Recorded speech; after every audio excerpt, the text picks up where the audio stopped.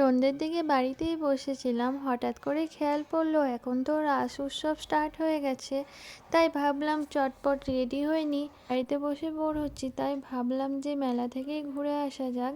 আমাদের বাড়ির কাছে যে মেলাটা বসে সেই মেলাটা এবছর বসেনি, এটা বসেছিল নদীর ধারে মেলা বলে একটু ঠান্ডা ঠান্ডা লাগছিল মনে হচ্ছে। আর আশেপাশে দেখছি অনেকে সোয়েটার টুপি পরেও নিয়েছে। বাড়ি থেকে বেরোনোর সময় বুঝতে পারিনি, আমারও ঠান্ডা লাগছিল।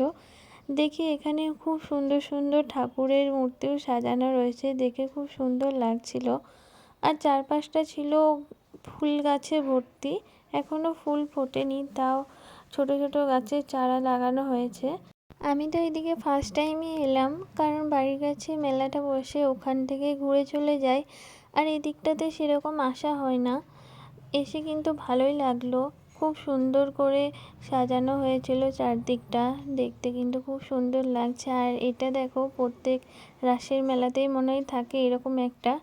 তারপর ভাবছিলাম ঘুরবে কি করে, এখানে এভাবে ঘুরছিল, দেখতে কিন্তু খুব সুন্দর লাগছে। মন্দিরটা খুব সুন্দর করে সাজানো হয়েছিল।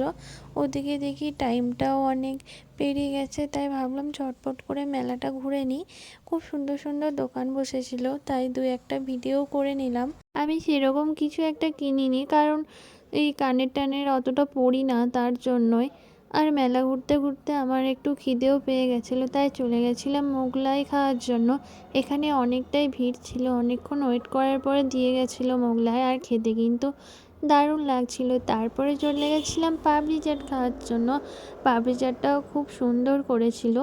পাশে দেখি এখানে অনুষ্ঠান হচ্ছে, তার জন্য সবাই এখানে অনুষ্ঠান দেখছে বসে। পাশেই বসেছিল একটা পানের দোকান, সেরকম করে তো পান খাওয়া হয় না, কিন্তু দেখে ভালো লাগলো, তাই একটা টেস্ট করে দেখলাম, খেতে কিন্তু দারুণ লাগছিল।